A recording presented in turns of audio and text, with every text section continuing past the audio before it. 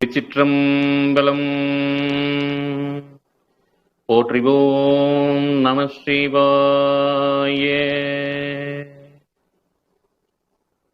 நண்பர்கள் அனைவருக்கும் திருவாசக முதையாவின் அன்பான மாலை நேரத்து வணக்கங்கள். நண்பர்களே, நாம் இன்றைய தினம் திருவாசகத்தின் அறிமுக வகுப்பு, நமக்கு குருவருள் ஆன்மீக மையம் ஏற்படுத்தியிருக்கக்கூடிய அறிமுக வகுப்பிற்காக நாம் அனைவரும் வந்திருக்கிறோம். இப்படி ஒரு நல் வாய்ப்பை எனக்கு ஏற்படுத்தி கொடுத்த குருவருள் ஆன்மீக மையத்திற்கு என்னுடைய முதலாவது வணக்கத்தை தெரிவித்துக் கொண்டு, வாருங்கள் இன்றைய தினம் நம்முடைய வகுப்புக்கு செல்லலாம். அதுக்கு முன்பாக நம்முடைய இறைவனை வணங்கி நம் வகுப்பை இன்றைய தினம் ஆரம்பிப்போம்.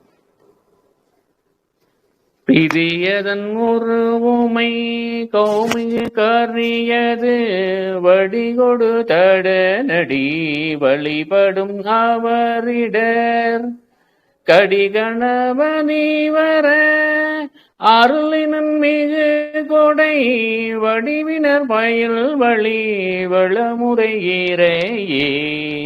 பிடியதன் உருவுமை கௌமி கரியது வடிகொடு தட நடி வழிபடும் நவரிடர் கடிகணபதி வர அருளினன் மிகு கொடை வடிவின பயில் வழி வளமுறையிறையே. அஞ்சு முகம் தோன்றின் ஆறு முகம் தோன்றும் வெஞ்சமரஞ்சல் எனவேல் தோன்றும் நெஞ்சில் ஒரு கால் நினைகினல் இரு காலும் தோன்றும் முருகா என்றோதுவார் முன். நெஞ்சில் ஒரு கால் நினைகின் இரு காலும் தோன்றும் முருகா என்றோதுவார் முன். திருச்சிற்றம்பலம். இந்த வகுப்பில் இணைந்திருக்கக்கூடிய அனைத்து அன்பு உள்ளங்களுக்கும் உதயாவின் அன்பான வணக்கத்தை சொல்லிக்கொண்டு, இன்றைய தினம் மாணிக்கவாசகர் சுவாமியினுடைய வரலாற்றை பற்றி நாம் சிந்திக்க இருக்கின்றோம். முதலாவதாக, இன்றைய தினம் நாம் எல்லோருக்கும் இறைவன் நாம் எல்லோரையும் திருவாத ஊருக்கு அழைத்து செல்லும் விதமாக இறைவன் நமக்கு அருளி இந்த நல்வாழ்ப்பை ஏற்படுத்தி கொடுத்திருக்கிறார். அதற்காக நன்றி சொல்லிவிட்டு, நாம் அனைவரும் இப்பொழுது இறைவன் அருளால் திருவாத ஊர் சென்று மாணிக்கவாசகருடைய சுவாமிகளை நம்முடைய வாழ்வில் எப்படி மாணிக்கவாசகர் சுவாமிகள் இந்த நமக்கு திருவாசகத்தை அருளி இருக்கிறார் என்பதை பற்றி சிந்திக்க இருக்கின்றோம். இப்பொழுது இந்த கணம் முதலாக நாம் அனைவரும் திருவாதவூர் சென்று விட்டோம். எல்லோரும் திருவாதவூரில் இருக்கின்றோம். அதாவது, வைகை கரை ஆற்றங்கரையில் மதுரை மாநகரத்தில் இருந்து 7 மைல் தொலைவில் திருவாதவூர் என்னும் திருத்தலம் அமைந்துள்ளது. இத்தலத்தில் வாதபுரீஸ்வரர் என்னும் திருநாமத்தோடு இறைவன் எழுந்தருளியுள்ளார். இத்தலம் வாயு பூசித்த காரணத்தால் வாதபுரம் எனவும் வழங்கப்படுகிறது. இந்நகரில் ஆமத்திய அந்தனர் குலத்தில் சிவநெறி பிறலா சிந்தனையாளராகிய அந்தனர் ஒருவர் வாழ்ந்து வந்தார். அவர் பெயர் சம்புபாத சிறுதர். அவர் மனைவியாரின் பெயர் சிவஞானவதி என்பதாகும்.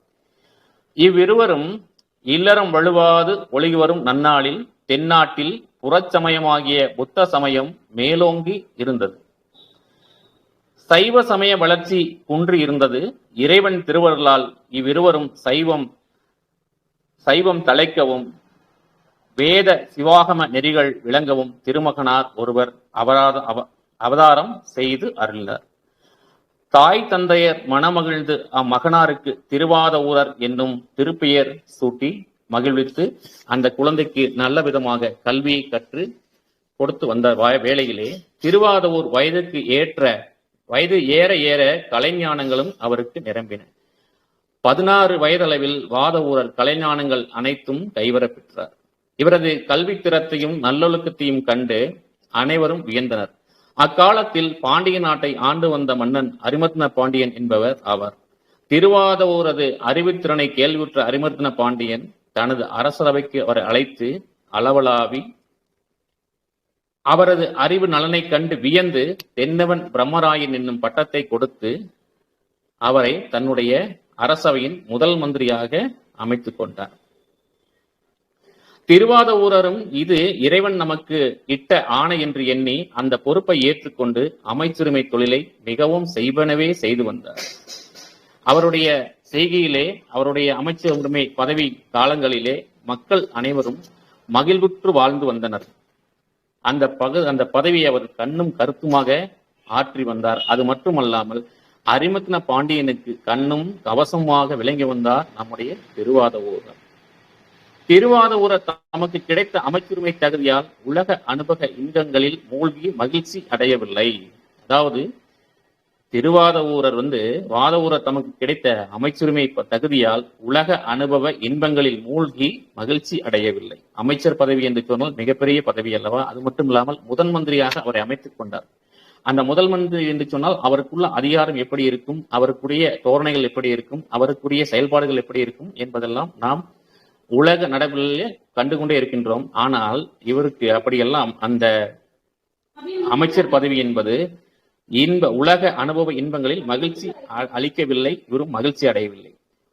உலக வாழ்வில் காணும் பெரும் போகமும் நிலையற்றவை என்று அறிந்தமையால் அப்பதவி அவருக்கு உவர்ப்பு தட்டியது. அந்த பதவி அவருக்கு மிகவும் சலிப்பை தட்டிவிட்டது. கூத்தினர் தன்மை வேறு கோலம் வேறு ஆகுமாறு போல, கூத்தினர் தன்மை வேறு கோலம் வேறு ஆகுமாறு போல, இவர் மேற்கொண்டிருந்த அமைச்சுரிமையும் இவருக்கு தொடர்பில்லாமல் இருந்தது. இவர் ஆற்றிக்கொண்டிருக்கூடிய பணியும் இவருக்கும் மிகவும் சம்பந்தமில்லாத ஒரு இதாகவே இருந்து கொண்டே வந்து கொண்டே இருக்கிறது. இவருக்கு என்ன தோண்டிக் கொண்டிருக்கிறது சொன்னால், ஒரு சிறந்த குருநாதரை தேடும் வேட்கை இவருக்குள்ளாக மிகுந்து கொண்டே வருகிறது. வாதவூரருக்கு ஒரு சிறந்த குருநாதனம் தேட வேண்டும் என்ற எண்ணம் வந்து கொண்டே இருக்கிறது. பிறவி பெரும் பயனை அடைவதற்கு வழி என்ன என்பதிலேயே இவருடைய சிந்தனை சுழன்று கொண்டே இருக்கின்றது. இந்த பிறவியினுடைய பெரும்பயனை நாம் அடைவதற்கு நாம் வாழ்விலே என்ன செய்ய வேண்டும் என்பதற்காகவே இவருடைய எண்ணங்களும் சிந்தனைகளும் ஓடிக்கொண்டே இருக்கின்றது. இவ்வாறு அவருடைய வாழ்க்கை சென்று கொண்டிருக்கூடிய காலகட்டங்களிலே ஒரு நாள் அமைச்சரவையில் வாதவூரர் அமைச்சரவையில் வீற்றிருக்கின்றார். அப்பொழுது அரசனுடைய குதிரை சேவர்கள் அரசே, நமது குதிரை படைகள் குறைந்து விட்டன, வயது முதிர்ந்த குதிரைகளும் நோய் நிறைந்த குதிரைகளுமே இப்பொழுது உள்ளன, சிறந்த குதிரைகள் நம்மிடம் இல்லை, ஆதலினால் குதிரை படைகள் மிகவும் வலுவிழந்த நிலையில் உள்ளதால் புதிய குதிரைகளை வாங்க வேண்டும் என்று அவர்கள் அரசனிடம் முறையிட்டு செல்கிறார்கள். அவ்வாறு வாங்கி நம்முடைய குதிரைப்படையை நாம் பலப்படுத்த வேண்டும் என்று அந்த குதிரை சேவர்கள் அரசருக்கு நினைவூற்றி செல்கிறார்கள். அவ்வாறு சொல்லி தங்கள் கடமை இதுவாறு என்று தெரிவித்து வணங்கி தெரிவித்துக் கொண்டு அவர்கள் சென்று விடுகிறார்கள். அப்பொழுது அரசவையில் இருந்த சில தூதர்கள் கீழ கடற்கரையில் நல்ல குதிரைகள் இறங்கியிருப்பதாகவும் அவற்றை நாம் நம்முடைய குதிரை படைகளுக்கு பயன்படுத்தி கொண்டால் மிகவும் நன்றாக இருக்கும் என்றும் நம்முடைய அமைச்சரிடமும் அரசனிடமும் ஆலோசனையாக கூறுகிறார்கள். இதை கேட்ட அரசன் உடனே என்ன செய்கிறார்? தம்முடைய அமைச்சரை கூப்பிட்டு அமைச்சர் பெருமானராகிய வாதவூரரை அழைத்து, நம்முடைய கருவூலத்திலிருந்து போதுமான அளவு பொன் பொருளை எடுத்துக் கொள்ளுங்கள், எடுத்து சென்று அதாவது நம்முடைய குதிரை படையை பலப்படுத்துவதற்கான நல்ல குதிரைகளை எல்லாம் வாங்கி வாருங்கள் என்று இவருக்கு ஆணையிடுகிறார்.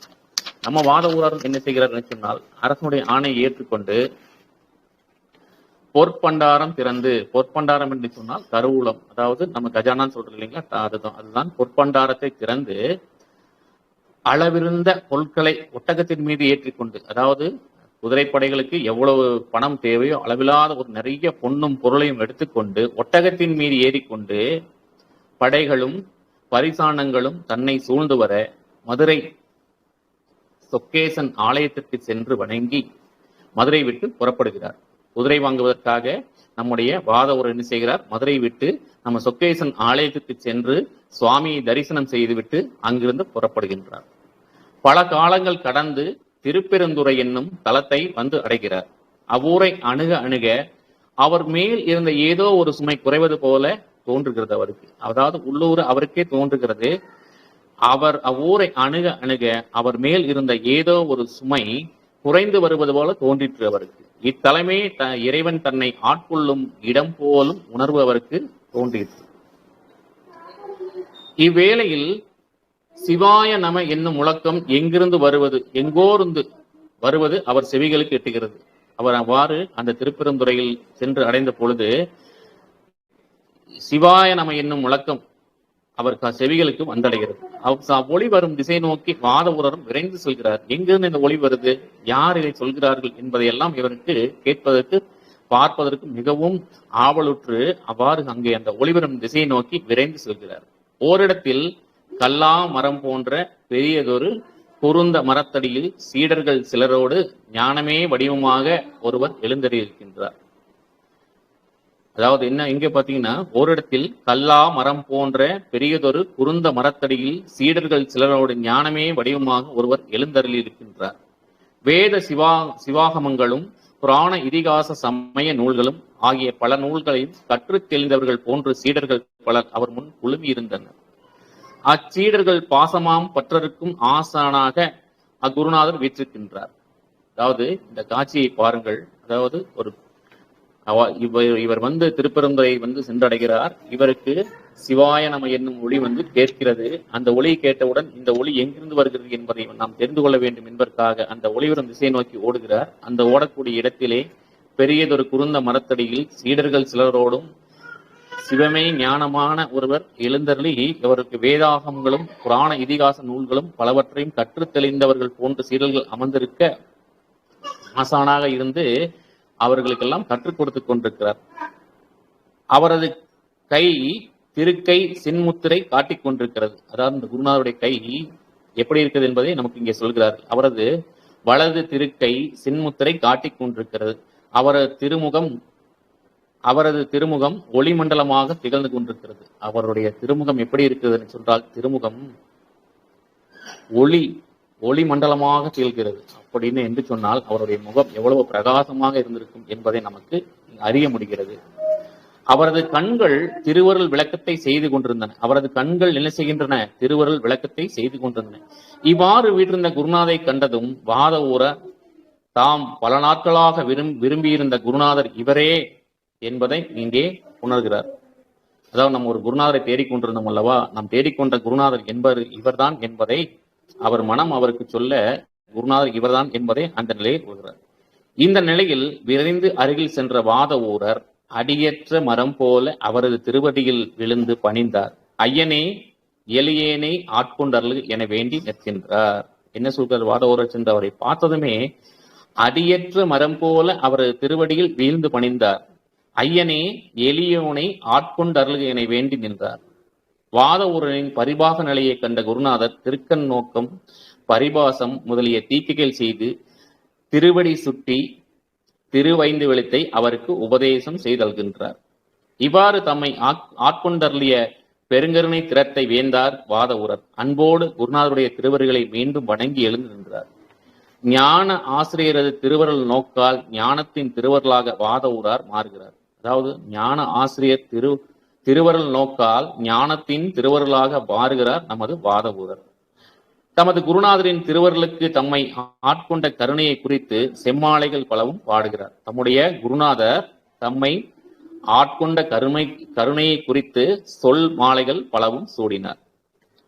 ஞான ஆசிரியர் திருமுன் வாத ஊரர் பாடிய தோத்திரங்கள் இனிமையோடும் கேட்போர் மனதை உருக்கும் அருள் விளக்கத்தோடும் இருந்த காரணத்தால் ஞான ஆசிரியர் வாத ஊரனை நோக்கி, உனக்கு மாணிக்க வாசகன் என்னும் பெயர் தந்தோம் என்று கூறி அவருக்கு அப்பெயரை தீக்கை நாமமாக சூட்டுகின்றார்.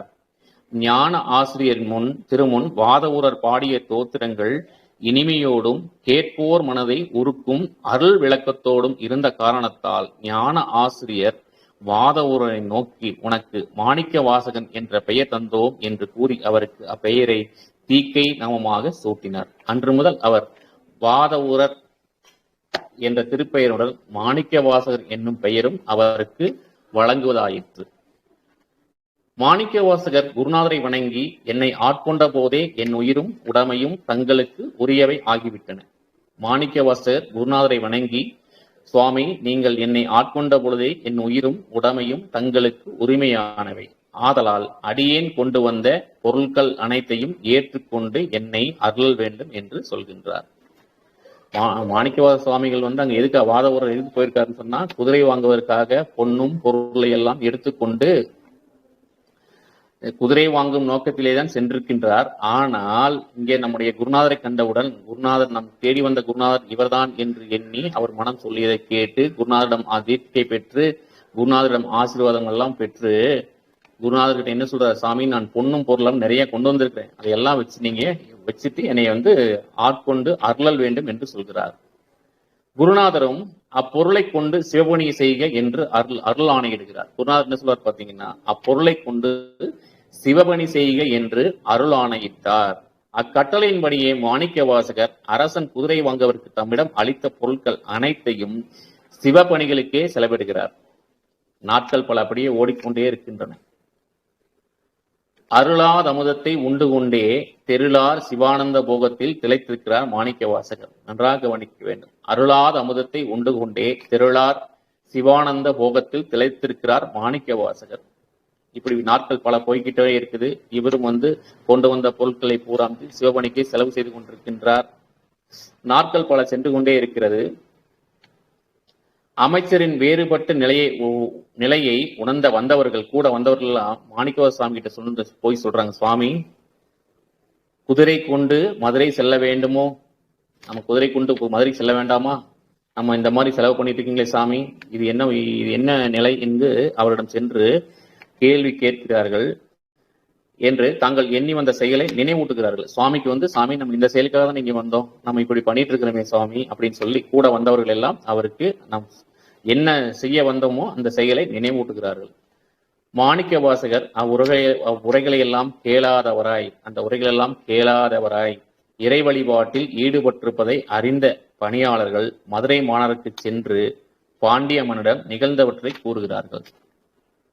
என்ன சொல்றாங்க பாத்தீங்கன்னா, கூட வந்தவர்கள் எல்லாம் சொல்லி இவர் கேட்கல. அதனால என்ன பண்றாங்கன்னா, சரி நம்ம எப்படியாவது அரசர்கிட்ட போய் சொல்லிடுவோம் இந்த விஷயத்துங்கிறதுக்காக எல்லாரும் போய் அரசர்கிட்ட இந்த நிகழ்வை தெரிவிக்கிறார்கள். இச்செய்தியை அறிந்த பாண்டிய மன்னன் மிகவும் கோபமுறுகிறார். அரசன் நம்ம சொன்ன வேலையை விட்டு சொல்லாத வேலையை இவர் செஞ்சுக்கிட்டு இருக்காரு. எந்த அரசனால் கோபம் வரும் இல்லைங்களா, அது மாதிரி இவருக்கு கோபம் வருது.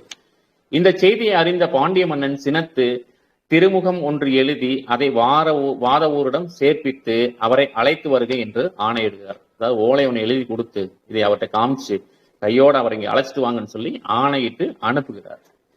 சேவர்களும் திருப்பெருந்துறையை அடைந்து அரசன் அளித்த திருமுகத்தை அமைச்சர் பிரானம் கொடுத்து அரசன் கட்டளையை அறிவித்து நிற்கிறார்கள். அதாவது அவர்கிட்ட கொண்டு போய் கொடுத்து இந்த மாதிரி அரசர் கொடுத்துருக்கான்னு சொல்லவும் அதை வாங்கி படிச்சு பார்த்து அவர் அங்க நிற்கிறார். அதை கேட்ட வாத ஊரர் தாம் குருநாதரிடம் சென்று நிகழ்வதை காண்பித்து நிற்கிறார். சுவாமி நான் இப்பொழுது என்ன செய்வது என்று சொல்லி மாணிக்கவாச சுவாமிகள் போய் நம்ம குருநாதர்கிட்ட கேட்கிறார். அந்த ஞான ஆசிரியத்தை கேட்கிறார். குருநாதர் புன்வருவல் பூத்து குருநாதர் அப்படியே சிரிச்சுக்கிட்டே சொல்றாரு, அஞ்ச வேண்டாம், அஞ்சற்க ஆவணி மூலத்தன்று குதிரைகள் வரும் என்று மன்னனிடம் அறிவித்து மாணிக்க கல்லையும் கையுறையாக கொடுக்க என்று என கூறி மாணிக்கக்கல் மோதிரத்தை அழித்து விடை கொடுத்து அனுப்புகிறார். அதாவது என்ன சொல்றாரு, சாமி அங்க போய் நிக்கிறாரு. சொன்னதுமே அவர் என்ன குருநாதர் என்ன சொல்றாரு, சிரிச்சுக்கிட்டே சொல்றாரு, அஞ்சற்க அஞ்ச வேண்டாம், பயப்படாதே, ஆவணி மூலத்தன்று குதிரைகள் வரும் என்று மன்னனிடம் அறிவித்து மாணிக்க கல்லையும் கையுறையாக கொடுக்க என கூறி மாணிக்கக்கல் மோதிரத்தை அணிவித்து விடை கொடுத்து அனுப்பினார். வாத ஊரரும் குருநாதரை பிரிய மனமில்லாதவராய் பிரியா விடைபெற்றுக் கொண்டு மதுரைக்கு எழுந்தருகின்றார். அரசரவைக்கு வந்த மாணிக்க வாசகர் இறைவன் அருளிய மாணிக்கக்கல் மணியை மன்னனிடம் கொடுக்கிறார். வருகின்ற ஆவணி மூல நாளில் குதிரைகள் மதுரை வந்தடையும் என்றும் கூறுகிறார். அரசனும் சினமாறி மனமகிழ்ந்து அமைச்சரை அன்போடு வரவேற்று அவர் அருகிருத்தி அவரை மகிழ்விக்கின்றார். மாணிக்கவாச சுவாமி என்ன செய்ய, அரசன் மனம் மாறுகிறார். மாணிக்க கல்லை காமிச்சதும் மனம் மாறுகிறார். அரசனும் சினம் மாறி மனம் மகிழ்ந்து அமைச்சரை அன்போடு வரவேற்று அவர் அருகே அமர்த்தி அவரை மகிழ்விக்கின்றார். வாத ஊரரும் தாம் அளித்த வாக்கை நிறைவேற்றுவதாக சிவபெருமான் நரிகளை எல்லாம் குதிரைகளாக மாற்றி தேவர்கள் குதிரை சேவர்களாக புடைசூழ தான் குதிரை தலைவன் போல திருக்கோலம் கொண்டு பாருங்க, வாத ஊரருக்கு தாம் அளித்த வாக்கை நிறைவேற்றுவதற்காக பெருமான் என்ன செய்கிறார் பாருங்க, நரிகளை எல்லாம் குதிரைகளாக மாற்றி தேவர்கள் எல்லாம் குதிரை சேவர்கள் புடைசூழ தான் குதிரை சேவன் போல கோலம் பூண்டு கொள்கிறார். இவர் குதிரை சேவன் போல கோலம் பூண்டு கொண்டு திருக்கோலம் கொண்டு வேதமாகிய குதிரையில் அமர்ந்து மதுரையை நோக்கி புறப்படுகின்றார். மதுரையை நோக்கி சுவாமி புறப்படுகிறார். குதிரை படைகள் மதுரை நோக்கி வருவதை ஒற்றர்கள் மூலம் மன்னன் அறிகிறார். என்ன செய்தாருக்கு? மன்னனுக்கு விஷயம் தெரிய வருகிறது. இந்த மாதிரி குதிரைகள்லாம் நம்ம மதுரையை நோக்கி வந்து கொண்டிருக்கின்றன என்பதை மன்னன் அறிந்து கொள்கிறார். உடனே மன்னனுக்கு மகிழ்ச்சி, ஆகா, நம்மளுடைய குதிரைப்படை பலப்படுத்துவதற்காக குதிரைகள் எல்லாம் வந்து கொண்டிருக்கிறது என்று மனமகிழ்கிறார். அலைகடல்கள் போல வந்த படைகள் விரைந்த நடையால் எழுந்த புழுதி படலம் வானை மறைத்தது. அதாவது அலைகடல் போல வந்த படைகள் விரைந்த நடையால் எழுந்த புழுதி படலம் வானை மறைத்தது. குதிரை கூட்டம் மதுரை மாநகரை அடைந்தது. குதிரை கூட்டம் என்ன செய்கிறது? மதுரை மாநகரை அடைகிறது. குதிரை தலைவனாக வந்த சிவபிரான் பாண்டிய மன்னனின் முன்னிலையில் குதிரைகள் அனைத்தையும் கொண்டு வந்து நிறுத்துகிறார். குதிரைகளை பல வகை நடைகளில் நடத்தி காட்டுகிறார். குதிரைகள் பல வகை நடைகளில் நடத்தி காட்டுகிறார். நடத்தி காட்டியும் ஆடல் புரிய செய்தும் பாண்டிய மன்னனை மகிழ்வுறுத்துகிறார். அதாவது அந்த குதிரைகள் எல்லாம் நடத்தி காட்டியும் ஆடல் புரிய செய்தும் மன்னனை மகிழ்வுற செய்கிறார். பெருமகிழ்ச்சி அடைந்த மன்னன் குதிரை தலைவனுக்கு ஒரு பட்டாடையை பரிசாக கொடுக்கிறார். இந்த சம்பவத்தை நல்லா யோசிச்சு பாருங்க. குதிரை வந்துருச்சு. குதிரை வந்தோடனே குதிரைகள்லாம் நல்லா ஆடியெல்லாம் காமிச்சிட்டாரு. குதிரை சேவன் காட்டுறாரு. காட்டினோன்னு என்ன செய்யறாரு? மன்னன் என்ன செய்யறாருன்னா ஒரு பட்டாடையை பரிசாக கொடுக்கிறார். ஒரு பட்டாடை ஒன்றை பரிசாக வழங்குகிறார். பட்டாடை பரிசாக கொடுத்தோன்னு என்ன பண்றாருன்னா, குதிரை தலைவனாக வந்த எம்பெருமான் அப்பரிசை புன்னகையோடு செண்டினால் வாங்கினான். செண்டினால் என்று சொன்னால் கையில் வைத்திருக்கக்கூடிய ஒரு கம்பினால் வாங்குகிறார். தான் அளித்த பரிசை மரியாதை குறைவாக குதிரை தலைவன் பெறுவதை கண்ட மன்னன் வெகுண்டு எழுகின்றான். மிகுந்த கோபம் வருது. நான் ஒரு அரசன் ஒரு குதிரை சேவனுக்கு ஒரு பட்டாடை போற்றுகின்றேன். அதை அவர் ஏற்றுக்கொள்ளாமல் கம்பு நாள் வாங்குறாரு அப்படின்னு இவருக்கு கோபம் வருது. அப்போ மாணிக்கவாசகர் குறுக்கிட்டு என்ன சொல்றார்? செண்டினால் பரிசு பெறுதல் அவர்கள் நாட்டு வழக்கு என்று கூறுகிறார். வந்திருக்கிறது யாரு? இறைவன். அவர் யாருக்காவது தலை வணங்குவாரா? நாம தான் அவருக்கு தலை வணங்கணும். ஆனா வந்திருக்கிறவர் சுவாமிதான் என்பது இவருக்கு தெரிந்துவிட்டது. செண்டினால் பரிசு பெறுதல் அவர்கள் நாட்டு வழக்கு என்று கூறி மன்னன் சினத்தை இப்படியே மாற்றுறாரு. சாமி என்ன சொல்றாரு பாருங்க. மாணிக்கவாசகர் போய் அங்க சொல்றாரு அரசர்கிட்ட, செண்டினால் பரிசு பெறுதல் அவருடைய நாட்டு வழக்கு மன்னா என்று கூறி மன்னன் சினத்தை மாற்றுகிறார். மன்னுடைய கோபத்தை மாற்றுகிறார். பின்னர் குதிரை இலக்கணம் அறிந்த வல்லவர்கள், அதாவது குதிரை பற்றி நன்றாக தெரிந்தவர்கள் இருப்பார்கள் இல்லையா அரசரவையிலே, அவர்கள் எல்லாம் வரவைத்து ஆராய்ந்து இந்த குதிரைகள் நல்ல திறமுடையும் நல்ல சுழிகளையும் பெற்றுள்ளன என்பதை அவர்கள் சோதித்து பாராட்டி செல்கிறார்கள். அந்த விதமாக குதிரைகள் இறங்கி இருக்கின்றன. நல்ல திறமும் நல்ல சுழிகளும் பெற்றுள்ளன என்று பாராட்டுகிறார்கள். அரசனும் தான் அளித்த பொருளை விட பல மடங்கு அதிகமான குதிரைகள் பெற்றதாக மகிழ்ந்து அவைகளை பந்தியில் சேர்க்குமாறு பணிக்கின்றார். அதாவது குதிரை லாயத்துல கொண்டு போய் கட்டுங்க அப்படின்னு சொல்றாரு. குதிரை தலைவன் குதிரைகள் எல்லாம் கயிறு மாற்றி கொடுக்கும்படி தான் உடன்வந்தலம் கூறி அரசனும் விடைபெற்று செல்கிறார். குதிரை சேவனாக வந்த இறைவன் என்ன சொல்றார்? உங்களுடைய குதிரைகள் எல்லாம் எடுத்துட்டு எங்க கயிறை மாற்றி எங்களுக்கு கொடுத்துருங்கன்னு சொல்லிட்டு அவர் அரசனும் விடைபெற்று சென்று விடுகிறார். அன்று இரவு பாருங்க, அன்னைக்கு நைட்டு குதிரையெல்லாம் வந்தாச்சு, கொண்டு போய் ஆடுறதெல்லாம் கட்டியாச்சு, எல்லாம் நல்ல விதமா அந்த செயல்கள்லாம் முடிஞ்சிருது. அன்று இரவு நடுநிசியில் அப்படின்னா நடுநிசியில் குதிரைகள் எல்லாம் நரிகளாக மாறின. அன்று இரவு நடு இரவிலே குதிரைகள் எல்லாம் நரிகளாக மாறின. பந்தியில் இருந்த பழைய குதிரைகளையும் கொன்று தின்று ஊர் மக்கள் அஞ்சும்படி மூளை முடுக்கில் எல்லாம் ஓடி மறைந்தன. ஏற்கனவே குதிரை லாடத்தில் கட்டியிருக்கக்கூடிய பழைய குதிரைகள் எல்லாம் இந்த நரிகள் எல்லாம் கொன்று தின்று ஊர் மக்கள் அஞ்சும்படி மூளை முடுக்குகள் எல்லாம் ஓடி மறைந்தன.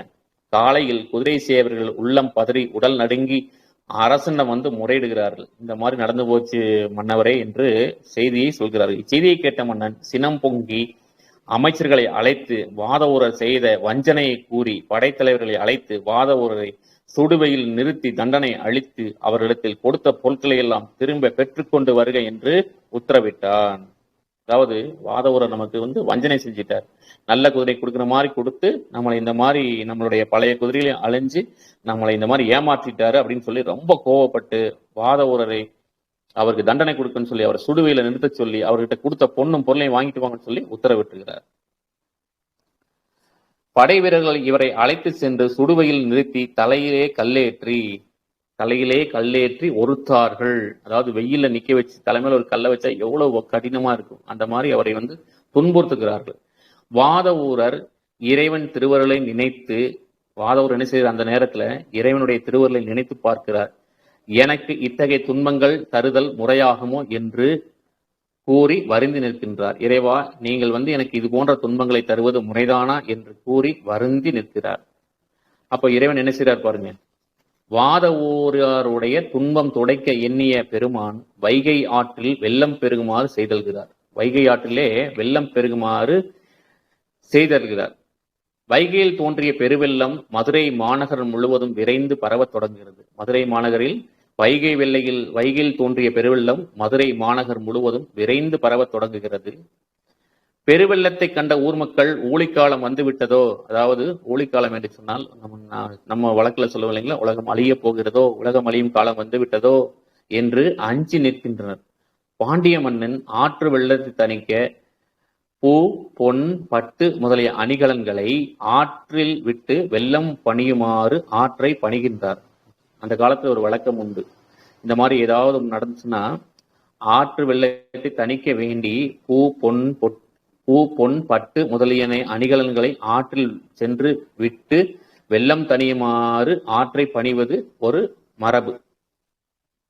வெள்ளம் மேலும் பெருகதே அல்லாமல் சிறிதும் குறையாது கண்டு அமைச்சர்களோடு கூடி ஆராய்கிறார் மன்னர். நம்ம உதவியெல்லாம் பண்ணிட்டோம், இருந்தாலும் வெள்ளம் பெருகிட்டே இருக்குது, நம்ம என்ன செய்வது என்று சொல்லி அமைச்சர்களோடு கூடி ஆராய்ந்து மதுரை மக்களை எல்லாம் ஒருங்கூட்டி ஒவ்வொருவருக்கும் இவ்வளவு பங்கு என்று அளந்து கொடுத்து ஆற்றின் கரையை அடைக்குமாறு ஆணையிடுகிறார் நம்முடைய மன்னர். என்ன சொல்றாரு, ஒவ்வொருவருக்கும் இவ்வளவு பங்கு, இங்க வாங்க எல்லா மக்களையும் கூப்பிட்டு இவ்வளவு கரை இருக்குது, இவ்வளவு கரையில எல்லாரும் ஆளுக்கு ஒரு பங்கு அளந்து விட்டு இந்த கரையை நீங்க தான் அடைக்கணும் அப்படின்னு சொல்லி ஆணையிடுறார் மன்னவர். அரசன் ஆணையை காவலர்கள் ஊர் முழுவதும் முரசரைத்து அறிவிக்கின்றனர். முரசு கொட்டுறாங்க, முரசு கொட்டி எல்லாத்துக்கும் தெரிவிக்கிறாங்க. இந்த தகவலை வந்து எல்லாருக்கும் தெரிவிக்கிறாங்க. அந்நகரில் பிட்டு விற்று வாழ்க்கை நடத்தி வரும் வந்தி என்னும் மூதாட்டி, அதாவது இட்லி வித்து வாழ்றாங்க இல்லைங்களா, பிட்டு விற்று வாழ்க்கை நடத்தும் வந்தி என்னும் மூதாட்டி தனக்கு அளவு செய்துவிட்ட ஆற்றின் பங்கை அடைக்க ஆள் கிடைக்காமல் வருந்துகிறார்கள். அவங்க வந்து வயதானவங்க, தன்னுடைய பங்கை அடைக்கணுமே, எனக்கு ஒரு ஆள் வேணுமே என்று சொல்லி வருந்தி இருக்கிறார்கள். நாள்தோறும் ஆண்டவனம் அன்பு செலுத்தி வந்த அவ்வந்தியின் துன்பத்தை தவிர்க்க இறைவன் அவளிடம் கூலியால் போல தோன்றுகிறார். அப்படியா, இருங்கம்மா, நான் உங்களுக்கு கூலியாளாக நானே வரேன்னு சொல்லி அந்த வந்தியினுடைய அன்பு செலுத்துறாங்க இல்லைங்களா, அந்த வந்தி வந்து மிகுந்த அன்பு செலுத்தின காரணத்தினால் வந்து உங்களுக்கு கூலியாளாக நானே வருகிறேன் என்று சொல்லி அவர்கள் முன்னால் கூலியால் போல் தோன்றுகிற நம்முடைய இறைவன். யாரேனும் கூலி கொடுத்து என் வேலை கொள்வார்கள் உண்டோ என்று கூவிய வண்ணம் தன்னை வந்தடைந்த அப்பணியாளை கண்ட வந்தி மகிழ்ந்து, நீ எனக்கு கூலியாக வர வேண்டும், அவ்வாறு வந்து என் ஆற்றின் பங்கை அடைத்து தருவாயேயானால் நான் விற்கும் பிட்டை கூலியாக தருகிறேன் என்று கூறுகிறார். இதற்கு இசைந்த நம்முடைய இறைவன் அவள் கொடுத்த பிட்டை வாங்கி உண்டு, தாயே என் பசி தீர்ந்தது, இனி நீ ஏவிய பணியை நான் செய்து முடிப்பேன் என்று அவள் பங்கை அறிந்து அதை அடைப்பதற்கு முற்பட்டான். வந்தி மேலும் அளித்த பிட்டை எடுத்துக்கொண்டு ஆற்றை நோக்கி சென்றான். அதாவது நம்ம வந்திருக்கக்கூடிய இறைவன் என்ன செய்கிறார், அந்த வந்திங்கிற அந்த பாட்டி கொடுக்கிற இட்லியை அந்த பிட்டை சாப்பிட்டு விட்டு, நான் பசி ஆறிட்டேன், என் பசி தீர்ந்து விட்டது, இனி நீ ஏவிய பணியை, நீங்க எனக்கு சொல்லிருக்கக்கூடிய பணியை நான் செய்து முடிப்பேன் என்று சொல்லி அவர் பங்கை அடைப்பதற்கு முற்பட்டு மேலும் வந்தி அளித்த பிட்டை எடுத்துக்கொண்டு ஆற்றங்கரை நோக்கி செல்கிறார். நம்முடைய இறைவன் என்ன செய்கிறார்னா ஆற்றங்கரை நோக்கி செல்கிறார். வேலை தொடங்கிய அவ்வந்தியின் ஆளாகிய சிவபெருமான் ஒரு சிறிது மண்ணை வெட்டி தன் திருவடியில் எடுத்து சென்று கரையில் கொட்டிவிட்டு களைப்படைந்தவன் போல ஓய்வு எடுத்துக்கொள்வதும். என்ன சொல்றாரு பாருங்க, வேலையை தொடங்கிய அவ்வந்தியின் ஆளாகிய சிவபெருமான் ஒரு சிறிது மண்ணை வெட்டி தன் திருவடியில் எடுத்து சென்று கரையில் கொட்டிவிட்டு களைப்படைந்தவன் போல ஓய்வு எடுத்துக் கொள்கிறார். அதாவது இறைவன் என்ன செய்கிறாரு, இங்கிருந்து போறாரு, போய் கொஞ்சோண்டு மண் எடுத்து அப்படி அங்க கொண்டே போற மாதிரி போட்டுறாரு. போட்டுட்டு அந்த செஞ்ச வேலைக்கு களைப்படைந்தவன் போல ஓய்வெடுத்துக் கொள்ளுதலும், வந்தி அளித்த பிட்டை உண்பதும், கொஞ்சோண்டு வேலை செய்யறது, அப்புறம் கொஞ்சம் படுத்துக்கிறது, வந்து சாப்பிடுறது, பிட்டை உண்பதும் ஆடுவதும் பாடுவதுமாக பொழுதை போக்கொண்டே இருக்கிறார். வேலை செய்யல, நம்ம இறைவன் சுவாமி என்ன செய்யறாருன்னா அந்த கரையை அடைக்காம என்ன செய்யறாரு, ஆடுவதும் பாடுவதுமாக இருந்து பொழுதை போய்க்கொண்டே இருக்கிறார். வேலை செய்து களைத்தவன் போல கூடையை தலையணையாக வைத்து உறங்கவும் செய்கிறார். என்ன செய்யறாரு, வேலை செஞ்சு ரொம்ப வேலை செஞ்சு களைப்பானவங்க எப்படி கொஞ்ச நேரம் ஓய்வு எடுப்பாங்களோ அந்த மாதிரி இவர் என்ன செய்யறாரு, ரொம்ப வேலை செஞ்சவர் போல களைப்பானவர் போல அந்த அந்த கூடையை தலைக்கு வைத்து உறங்கவும் செய்கிறார். ஆற்றின் கரை அடைபட்டதா என்பதை பார்வையிட வந்த மன்னனிடம் காவலர், ஊரில் எல்லோரும் ஒவ்வொருவரும் தம் தம் பங்கை அடைத்து முடித்தனர். விட்டு விற்கும் வந்தி என்னும் மூதாட்டியின் பங்கு மட்டும் அடைபடாமல் கிடக்கிறது. வந்திக்கு ஆளாய் வந்த ஒருவன், நாங்கள் கண்டித்தும் சரிவர தன் பணியை செய்யாமல் பொழுதை கழிக்கின்றான். அதனால் அப்பகுதி நூற்றை கெடுத்தது குறுணி என்பது போல ஒருத்தி பங்கு ஊரார் பங்கையும் கரைக்கிறது என்று கூறினர். உடனே அப்பகுதியை பார்வையிட வந்த மன்னன் அக்கூலியாளை அழைத்து வர சொல்லி தன்னுடைய கம்பு கைப்பிரம்பினால் முதுகில் அடித்தான். எப்படி பாருங்க, உடனே அப்பகுதியை பார்வையிட வந்த பாண்டியன் அக்கூலியாளை அழைத்து வர செய்து தன்னுடைய கைப்பிரம்பினால் முதுகில் ஒரு அடி அடிக்கிறார். ஓஹோ, வேலை செய்யாம இருக்கிற அப்படின்னு சொல்லி ஒரு அடி அடிச்சார். அடித்த அளவில் கூலியாளாக வந்த பெருமான் ஒரு கூடை மண்ணை உடப்பில் கொட்டி மறைஞ்சிடறார். ஒரு கூடை மண்ணை கொட்டிட்டு மறைஞ்சிடறாரு. வெள்ளம் வற்றிடு. ஆனா வெள்ளம் வற்றிடுச்சு. பாண்டிய மன்னன் அடித்த பிறம்படி அரசன், அரசி, அமைச்சர் பெருமக்கள், காவலர்கள் முதலியான எல்லோர் மேலும் உழுகுது. அந்த அடி எல்லோர் மேலேயும் உழுகுது. மன்னன் அடிச்ச ஒரு அடி பாத்தீங்கன்னா, பாண்டிய மன்னன் அடித்த பிரம்ப அடி அரசன், அரசி, அமைச்சர், காவலர்கள் எல்லோர் மேலையும் படுகிறது. அண்ட சராசர அனைத்து பொருட்கள் மேலையும் அந்த மன்னன் அடித்த அடி படுகிறது. அது சமயம் ஒரு ஆசாரியன் வெளிப்பட்டு, எமது அடியான் மாணிக்கவாசகன் பெருமையை உலகறிய செய்யவே யாம் இந்த நிகழ்ச்சியெல்லாம் செய்தோம், அவரை போற்று நீ பெருவாழ்வு வாழ்வாயாக என்று கூறுகிறார். அந்த சமயத்துல ஒருத்தர் தோன்றி என்ன சொல்றார், எமது அடியான் மாணிக்கவாசகன் பெருமையை உலகறிய செய்யவே யாம் இந்த நிகழ்வுகளெல்லாம் செய்தோம், அவரை போற்று நீ பெருவாழ்வு வாழ்வாயாக என கூறுகிறார். என அரசனும் ஏனையோரும் இதனை கேட்கிறார். இந்த மாதிரி ஒருத்தர் சொல்றதை எல்லோரும் கேட்கிறார். அப்பொழுது வாத ஊரர் இறைவன் தன் பொருட்டு கூலியாளாக வந்த திருவருளை எண்ணி வியக்கிறார். பாண்டிய மன்னன் வாத ஊரர் பெருமையை நன்கறிந்து அவரை வணங்கி, நற்றவ பெரியீர் எனக்கு அமைச்சர் அமர்ந்து என் குலதெய்வத்தை என் கண்ணார காட்டி குதிரை சேகவனாகவும் கூலியாளாகவும் வரச் செய்து என் பிறவி குற்றத்தை ஒழித்த பெரியவரே என்று மாணிக்கவாசகரை புகழ்கிறார். எப்படி புகழ் பாருங்க. நற்றவ பெரியீர் எனக்கு அமைச்சராய் வந்து எம் குலதெய்வத்தை கண்ணார காட்டி, என்னுடைய குலதெய்வத்தை கண்ணார எனக்கு காட்டி குதிரை சேகவனாகவும் கூலியாளாகவும் வரச் செய்து என் பிறவி குற்றத்தை ஒழித்த பெரியவரே, என்னை மன்னித்தரல வேண்டும்.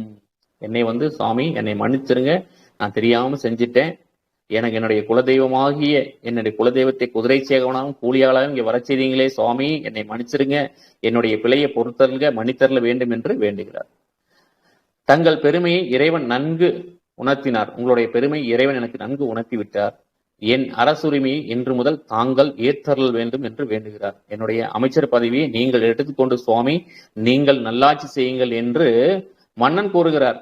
ஆனால் வாதவூரர் என்ன சொல்கிறார்? வாதவூரர் பாண்டியனிடம் இறைவனுடைய திருவடி தொண்டு செய்ய என்னை உரிமையாக்குவதே உலக ஆட்சியை எனக்கு தருவதற்கு ஒப்பாகும்.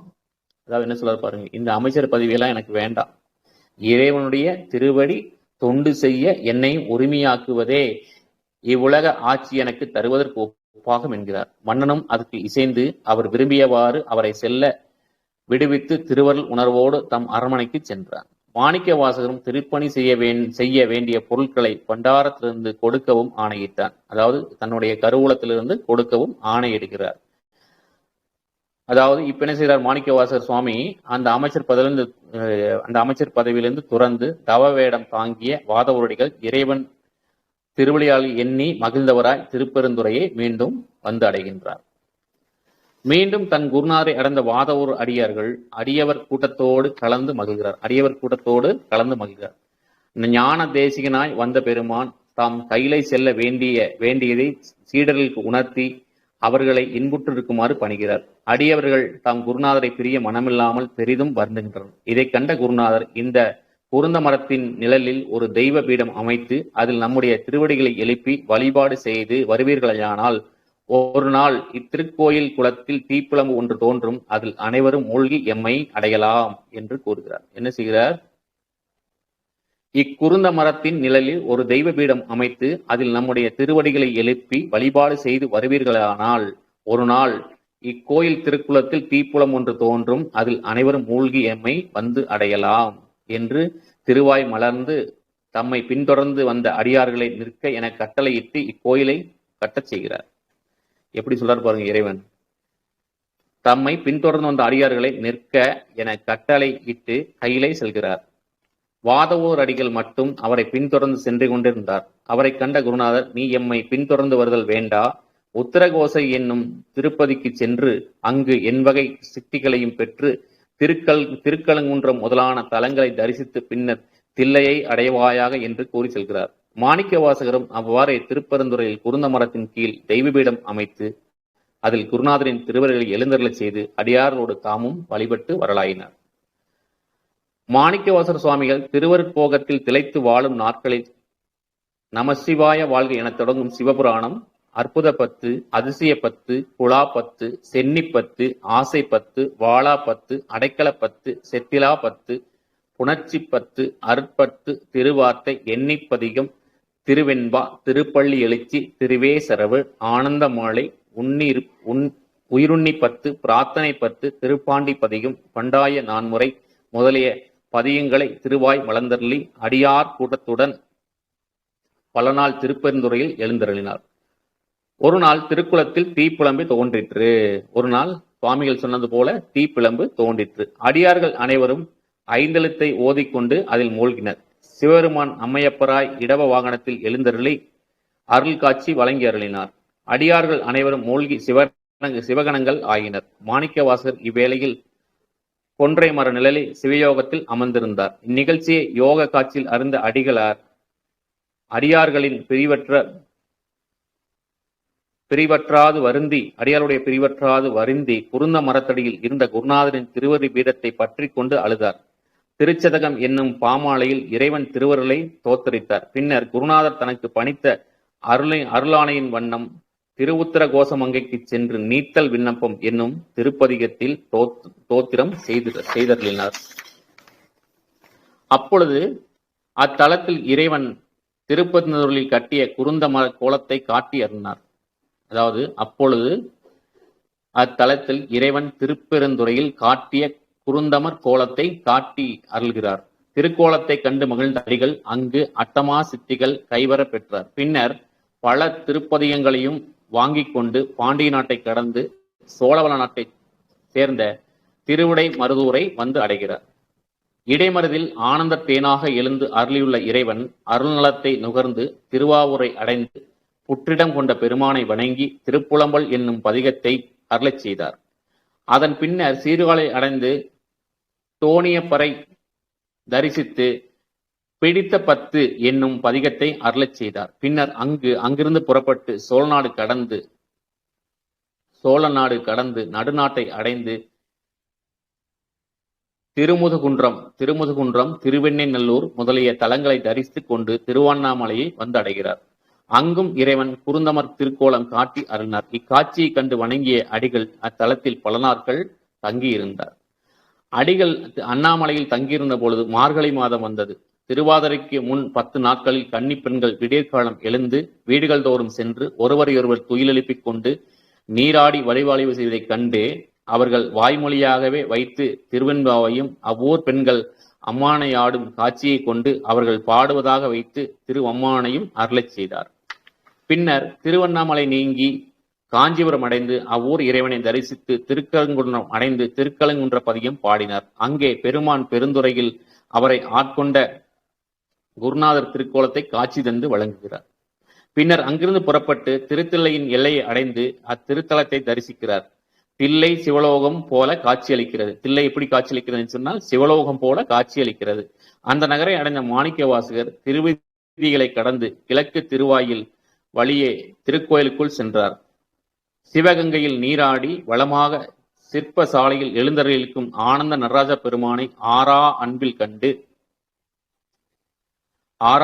கண்டு கண்ணீர் வர உள்ளம் நெகிழ்ந்து வணங்குகின்றார். குருநாதராக எழுந்தருளி வந்து காட்சி கொடுத்த இறைவனை தில்லை சிற்றம்பலத்திலே கண்டு தரிசித்து பேரானந்தமுற்று கண்ணீர் பெருக கண்டப்பத்து என்னும் பதிகம் பாடி வழிபடலாயினார். பின்னர் தில்லையின் கிழக்கு திசையில் ஒரு தவசாலை அமைத்து பல நாட்கள் தங்கியிருந்தும் தினமும் அம்பலவாணனின் ஆனந்த நடனத்தை தரிசித்து வருகிறார் நம்முடைய சுவாமிகள். அங்கிருந்து திருப்புலிச்சரம், திருநாகேஸ்வரம் முதலிய திருத்தலங்களுக்கு சென்று தரிசித்து மீண்டும் தில்லை வந்தடைந்தார். தில்லையில் அடிகள் அருளை செய்தவை குலாப்பத்து, கோயில் திருப்பதியும், கோயில் மூத்த திருப்பதியும், கீர்த்தி திரு அகவல், திருவண்ட பகுதி, போற்றி திரு அகவல், திருப்பொற்சுன்னம், திருத்தில்லையனம், திருவந்தியூர், திருத்தேல் நோக்கம், திருப்பூவள்ளி, திருப்புன்னூசல், அன்னைப்பத்து, திருக்கேத்தும்பி, குயில்பத்து, திருச்சதகம், அச்சப்பத்து என்பனவாம். மாணிக்கவாசகர் தில்லையில் வாழ்ந்து வரும் நாட்களில் சிவனடியார் ஒருவர் சிதம்பரத்திலிருந்து ஈழ நாட்டுக்கு சென்றிருந்தார். அவடையார் செம்பொன்னம் பலம், திருவம்பலம், திருச்சிற்றம்பலம் என்னும் திருநாமங்களை இடைவிடாது சொல்லிக் கொண்டே இருக்கும் இயல்புடையவர். அவர் எப்படிப்பட்டவர்? செம்பொன்னம்பலம், திருவம்பலம், திருச்சிற்றம்பலம் என்ற திருநாமங்களை இடைவிடாது சொல்லிக் கொண்டே இருக்கும் இயல்புடையவர். அவர் ஈழம் சென்றிருந்த காலத்தில் ஈழ நாட்டில் புத்த சமயம் மேலோங்கி இருக்கின்றது. இவ்வடியாரின் இயல்பை கண்ட சிலர் அரசனிடம் சென்று அவரது செய்கைகளை அவர்கிட்ட சொல்றார். சாமி, அரசர்கிட்ட போய் இவர் எப்ப பாரு இதையும் சொல்லிட்டு இருக்காரு அப்படிங்கிற செயலை அரசருக்கு சொல்றாரு. அரசன் அச்சிவனடியாரை சபைக்கு அழைக்கிறார். அந்த சிவனடியார் சபைக்கு அழைச்சிட்டு வாங்கன்னு அழைச்சிட்டு வர சொல்றாரு. அரசவைக்கு வந்த அடியவர் செம்பொன்னம்பலம், திருவம்பலம், திருச்சிற்றம்பலம் என்று சொல்லிக்கொண்டே தன் இருக்கையில் அமர்கிறார். அரசன் வியந்து இதன் பொருள் யாது என்று அவரை கேட்கிறார்.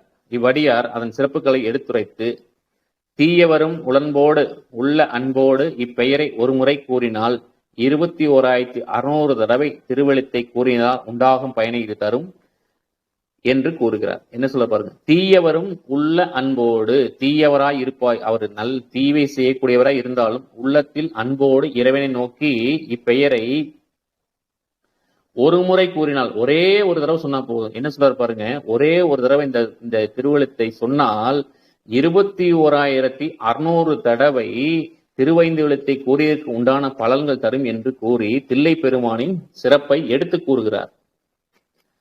அதற்கு அங்கிருந்த புத்த மத ஆசாரியன் சிவனடியார் கூறுவதை கேட்டு சினந்து, திரிபிடகம் அருளிய எங்கள் புத்தனை தவிர வேறு தெய்வம் உண்டோ? ஆதலால் நான் தில்லைக்கு சென்று சைவத்தை வென்று புத்தனே கடவுள் என்று நிலைநாட்டி வருவேன் என்று அங்கே ஒரு சூழலை உரைக்கிறார். என்ன சொல்றார் நம்ம சாமி போய் என்ன சொல்றாருன்னா, நம்ம 5 எழுத்தை சொன்னா 21,600 தடவை சொன்னதுக்கு சமன்னு சொல்றாரு. ஆனா அங்க இருந்தவங்க என்ன சொல்றாருங்க, அதெல்லாம் கிடையாது. திரிபிடகம் அருளிய எங்கள் புத்தனை தவிர வேறு தெய்வம் உண்டோ? ஆதலால் நான் தில்லைக்கு சென்று சைவத்தை வென்று, தில்லைக்கு நான் சென்று சைவத்தை வென்று புத்தனே கடவுள் என்று நிலைநாட்டி வருவேன் என்று அவர் அங்கே ஒரு சூழலை சபதம் செய்து கொள்கிறார். ஈழத்தரசனும் தான் ஊமை பெண்ணையும் உடனே அழைத்து கொண்டு புத்தாச்சாரியனும் தில்லைக்கு புறப்படுகிறார்கள். தில்லையை அடைந்த அந்த புத்தகுரு அரசன் முதலானவர் திருக்கோயிலை அடைந்து அக்கோயில் மண்டபம் ஒன்றில் அமர்கிறார்கள். கோயில் காப்பாளர் அவர்களை அணுகி புறச்சமயத்தார் இங்கு தங்குதல் கூடாது என்று கூறினர். அதை கேட்ட புத்தகுரு, யாம் உங்கள் சமயத்தை வென்று எங்கள் சமயத்தை நிலைநாட்ட இங்கு வந்துள்ளோம் என்று கூறி வாதிடுகிறார். அவங்க கூட சண்டை போறாரு. அச்சூழலை தில்லைவாழ் அந்தணர்களுக்கு எட்டுகிறது. அவர்கள் சோழ மன்னனுக்கு இந்த நிகழ்ச்சியை உடனே தெரிவிக்கின்றனர். அன்றிரவு தில்லைவாழ் அந்தணர்கள் அனைவரும் புத்த குருவை எவ்வாறு வெல்வது என்று கவலுடன் தில்லை சிற்றம்பலமான எண்ணி வணங்கி துயில் கொள்கிறார்கள். திரு நடராஜ பெருமான் அவர்கள் கனவில் எழுந்தருளி தில்லையில் கீழ்பால் சிவயோகத்தில் அமர்ந்து தவமியற்றி வரும் நம் அடியானாகிய மாணிக்கவாசனை அழைத்து வந்து இப்போ இந்த புத்தகுருவோடு வாதிடச் செய்க என்று சொல்கிறார். அவன் அவர்களை வெல்வான். என்ன சொல்றார் பாருங்க, அவன் அவர்களை வெல்வான் கவலையற்க என்று தெரிவிக்கிறார். இந்த சம்பவம் நடந்தோன்னா எல்லாரும் கவலைப்பட்டு, சுவாமி நாங்க என்ன செய்ய போறோம்னு சொல்லி எல்லாம் கவலையோடு இறைவனை நோக்கி கும்பிட்டோன்னா இறைவன் எல்லார் கனவுலையும் சொல்றாரு. இந்த மாதிரி தில்லையின் கீழ்ப்பால் சிவயோகத்தில் அமர்ந்து தவமியற்றி வரும் நம் அடியவனாகிய மாணிக்க வாசகனை அழைத்து வந்து இப்புத்த குருவிற்கு வாதிடச் செய்க, அவன் அவர்களை வெல்வான், கவலையற்க என்று தெரிவிக்கிறார். மறுநாள் தாம் கண்ட கனவை ஒவ்வொருவருக்கும் சொல்லிக்கிறார்கள். என் கனவு நேற்று இந்த மாதிரி வந்துச்சு, எனக்கு இந்த மாதிரி கனவு வந்துச்சுன்னு அவங்க சொல்லிக்கிறாங்க. எல்லாரும் ஒவ்வொருத்தர் இந்த கனவு எனக்கு வந்த நிகழ்வை அவங்களுக்குள்ளாக சொல்லிக்கொண்டே இருக்கிறார்கள். இறைவன் திருவருளை வியந்து அரசனிடம் தெரிவித்து மாணிக்கவாசர் எழுந்தறியுள்ள தவச்சாலை அடைந்து மாணிக்கவாசரம் அடிகளே, நம் சைவ சமயத்தை அழித்து புத்த சமயத்தை நிலைநாட்டும் எண்ணத்துடன் ஈழநாட்டு மன்னனும் புத்த கதம் மதகுருவும் வந்து உள்ளார்கள். தாங்கள் வந்து அவர்களை வாதில் வென்று நம் சமயத்தை நிலைநிறுத்தல் வேண்டும் என்று அழைத்து தாங்கள் அனைவரும் கண்ட ஒரே மாதிரியான கனவையும் அரசனது விருப்பத்தையும் மாணிக்கவாச சுவாமியிடம் தெரிவிக்கிறார்கள். மாணிக்கவாச சுவாமியும் அதற்கு சம்மதித்து தில்லை 3000 வருடம் திருக்கோயில் சென்று ஆனந்த மாக்கூத்தனை வணங்கி அவனர்களால் புத்த சமய குரு இருந்த மண்டபத்தை அடைகிறார். தீயவர்களை காண்பது தீயது என்று எண்ணி அவர்களுக்கு எதிரே திரையிடச் செய்து, அதாவது என்ன சொல்றாங்க, தீயவர்களை காண்பதே தீயது என்று எண்ணி அவர்களுக்கு எதிரே ஒரு திரையிடச் செய்து தான் மறுபக்கத்தில் அமர்ந்து கொள்கிறார். சோழ மன்னனும் மறையோரும் புலவர்களும் அந்த அவையில் கூடியிருக்கின்றனர். சோழன் மாணிக்கவாசரை பணிந்து புத்தர்களை வாதில் வென்று நம் சமயத்தை நிலைபெறச் செய்வது தங்கள் கடமை, தோல்வியுற்ற புத்தர்களை முறை செய்வது என் கடமை என வேண்டிக் கொள்கிறார். பின்னர் மாணிக்கவாசர் புத்த குருவை விழித்து வந்த காரியம் என்ன என்று வாதத்தை தொடங்குகின்றார். வாதம் தொடர்ந்து நடைபெற்றது. மாணிக்கவாசர் எத்துணை உண்மைகளை எடுத்து உரைத்தாலும் அவை புத்த குருவின் செவிகளில் ஏறவில்லை. மாணிக்கவாசகர் கூறிய வாதத்தை மறுக்கும் வழியின்றி சிவன் நிந்தியத்தை செய்ய தொடங்குகிறார். அதை கண்ட மாணிக்கவாசர் கலைமகளை வேண்டி, சிவன் நிந்திய செய்யும் நாவில் நீ இருத்தல் பொருந்துமோ, இவர்கள் நாவை விட்டு அகழ்வாயாக, இது இறைவன் ஆணை என்று கூறுகிறார். சுவாமி என்ன சொல்றார் பாருங்க. அவர் சிவத்தை நிந்தனை செய்கிறார். சிவ நிந்தனை செய்ய தொடங்குகிறார். அதை கண்ட மாணிக்கவாசகர் கலைமகளை வேண்டி, சிவநிந்தனை செய்யும் நாவில் நீ இருத்தல் பொருந்துமோ, அவர்கள் நாவை விட்டு அகழ்வாயாக, இது இறைவன் ஆணை என்று கூறுகிறார். அவ்வளவில் புத்த குருவும் அவருடன் வந்தவர்களும் ஊமையாகி விடுகிறார்கள். அப்பா, என்ன ஒரு திருவருள் பாருங்களேன். சுவாமி இவ்வாறு சொன்னதும் புத்த குருவும் அவர்களோடு வந்தவர்களும் ஊமையாகி விடுகிறார்கள். இதை கண்டு வியப்புற்ற ஈழ மன்னன் மாணிக்கவாசரை வணங்கி, அடிகளே, என் மகள் பிறவி முதல் ஊமையாக இருக்கின்றாள். அவளை பேசும்படி செய்தால் நான் உங்களுக்கு அடிமையாவேன் என்று கூறுகிறார். மாணிக்கவாசகர் அதற்கிசைந்து அப்பெண்ணை அவைக்கு வரவழைத்து அமர்த்தி, பெண்ணே, இப்புத்தன் கேட்ட கேள்விக்கு விடை கூறு என்று கூறினார்.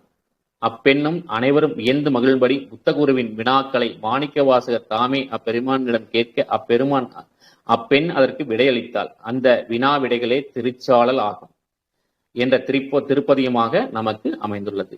ஈழ மன்னனும் அதை கண்டு மகிழ்ந்து மாணிக்கவாசகர் திருவடிகளிலே விழுந்து வணங்கி சைவம் சார்ந்தான். என்ன ஒரு அற்புதமான நிகழ்வு பார்த்தீங்களா. சைவத்தை அவன் எதுக்காக இங்க வந்தாங்க, அதாவது புத்த சமயத்தை நான் இங்கு நிலைநிறுத்த வேண்டும் என்று சொல்லி வந்தவர்கள் நம்முடைய மாணிக்கவாசர் செய்த அந்த அற்புதமான அற்புதங்களை எல்லாம் பார்த்து மாணிக்கவாசர் காலிலே விழுந்து வணங்கி சைவம் சார்ந்தான். அவையோர் அனைவரும் மாணிக்கவாசக பெருமானை போற்றி தூத்தார்கள்.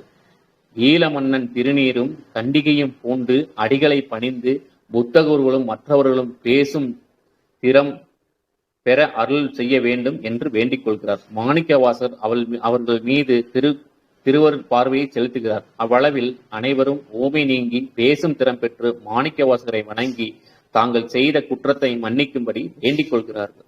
புத்த குருவும் அவரை சூழ வந்த அனைவரும் சைவர்களாக மாறுகிறார்கள். எப்படி பாருங்க, என்ன ஒரு அற்புதமான நிகழ்வு. புத்த குருவும் அவர்களை சேர்ந்து வந்த அனைவர்களும் சைவர்களாக மாறுகிறார்.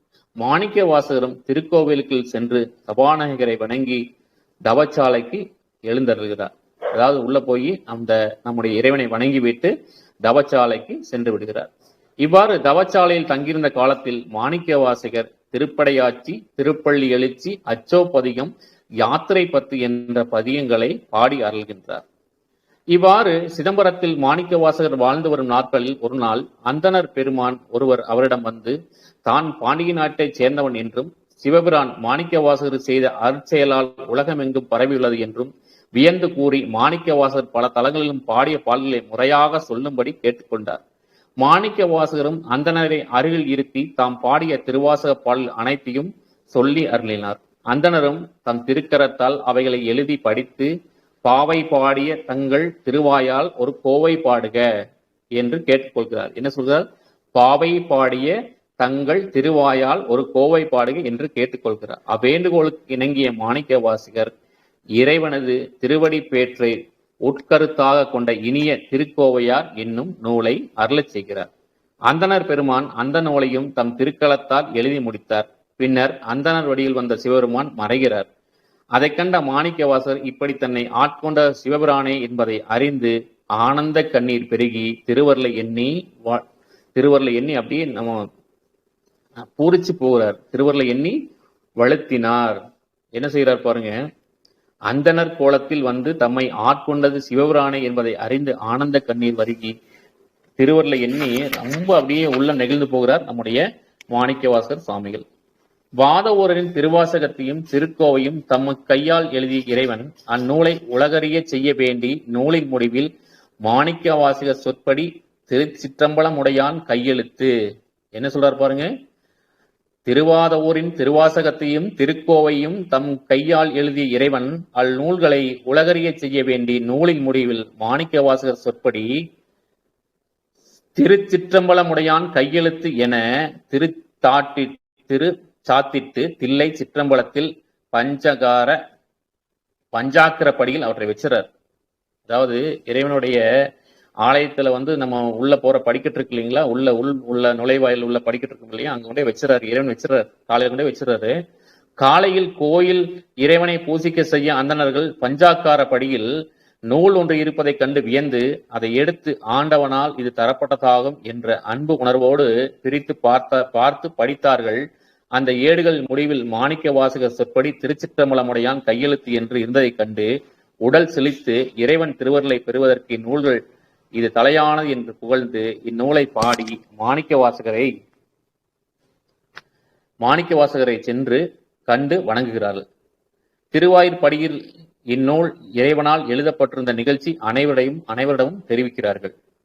வாதவூரர் அதை கேட்டு திருவருளை எண்ணி வணங்குகிறார். முடிவில் அந்தணர் அனைவரும் நூலின் பொருளை தாங்களே விளக்கம் செய்ய வேண்டும் என்று கேட்டுக்கொண்டனர். அதற்கு மாணிக்கவாசகர் இதன் பொருளை அவர்களோடு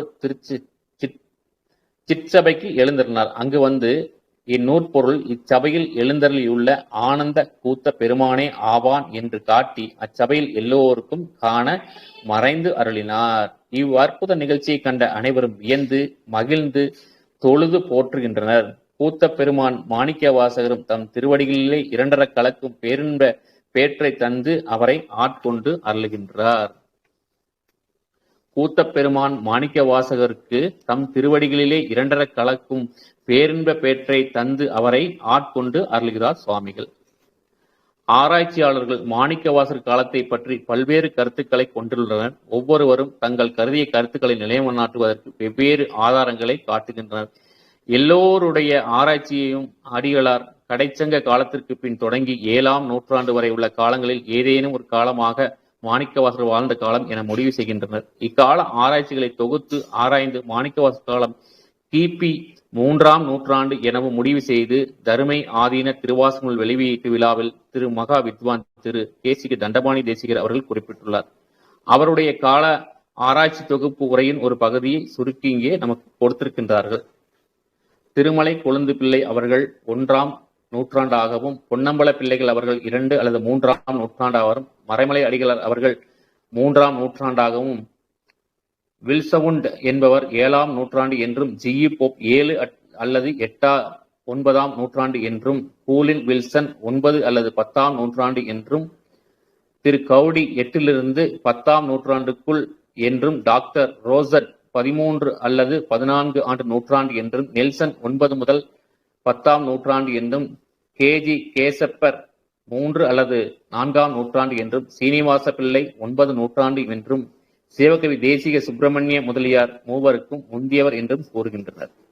மூவருக்கு முந்தியவர் மாணிக்கவாசர் என்ற கருத்தே பெருமையுடைய பொருத்தமுடையதாக தோன்றுகிறது. மூவருக்கு முந்தியவர் மாணிக்கவாசர் என்ற கருத்தே பொருத்தமுடையதாக நமக்கு தோன்றுகிறது. மாணிக்கவாசர் காலத்தில் நம் நாட்டில் தலையெடுத்திருக்கிற புறச்சமயம் புத்தம் ஒன்றே என தெரிகிறது. மூவர் காலத்தில் புத்தம் ஓரளவிலும் சமணம் சிறப்புற்றும் இருந்தன. மாணிக்கவாசர் வாக்கில் சமய குறிப்பேதும் காணப்பெறவில்லை. திருவாசகத்தில் விநாயகரை பற்றி குறிப்பேதும் காணப்பெறவில்லை. இன்ன பல காரணங்களால் மாணிக்கவாச சுவாமியை மூவருக்கு முந்தியவர் என்று நாம் கொள்ளலாம். இந்த அளவிலே மாணிக்கவாச சுவாமியினுடைய வரலாறு நமக்கு கிடைக்கப்பட்டிருக்கிறது. இந்த மாணிக்கவாச சுவாமியினுடைய வரலாற்றை சிந்தித்து விட்டோம். இன்றைய தினம் இந்த திருவாசகத்தின் சிறப்பை மட்டும் சிந்தித்து நிறைவு செய்து கொள்வோம். காலத்தின் அருமை கருதி திருவாசகத்தின் சிறப்பை மட்டும் சிந்தித்துவிட்டு இந்த அளவிலே நிறைவு செய்து கொள்வோம். திருவாசகத்தின் சிறப்பு: தொல்லையிரும் பிறவி சூழும் தலை நீக்கி அல்லலறுத்து ஆனந்தமாக்கியதே எல்லை மறுவா நெறியளிக்கும் வாதவோர் எம்கோன் திருவாசகம் என்னும் தேன். தொல்லை இரும் பிறவி சூழும் தலை நீக்கி அல்லலறுத்து ஆனந்தம் ஆக்கியதை எல்லை மறுவா நெறியளிக்கும் பாதவூர் எம்கோன் என்பது பாடல் வரிகளாக நமக்கு அமைந்துள்ளது. அந்த பாடலுக்குரிய விளக்கம் என்பதை மட்டும் சிந்தித்து விடுவோமாக.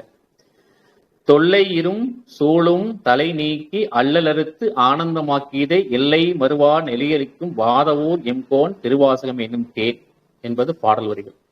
எப்பொழுதும் தொல்லைகளை அழிக்கக்கூடியதான பிறவியானது தொடர்ந்து சூழ்ந்திருப்பதை மாற்றி, எப்பொழுதும் தொல்லைகளை அழிக்கக்கூடியதான பிறவியினது தொடர்ந்து நம்மை சூழ்ந்திருப்பதை மாற்றி பிறவியின் கட்டுக்களை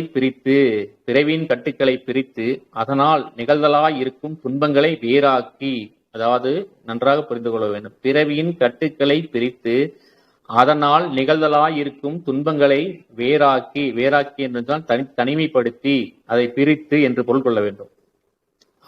வேறாக்கி ஆனந்தத்தை அழிக்க வல்லது திருவாசகம். ஆனந்தத்தை அழிக்க வல்லது திருவாசகம். மேலும் ஒழுக்க நெறிகளை மீறாது கொள்ளப்படும் நீதி வழி மாறா தன்மையானதும், மேலும் உலக ஒழுக்க நெறிகளை மீறாது கொள்ளப்படும் நீதி வழி மாறா தன்மையதும் அதன் வழி வாழ்ந்த திருவாதவூரில் உதித்தவரான மாணிக்கவாசர் சுவாமி அருளிய திருவாசகம்.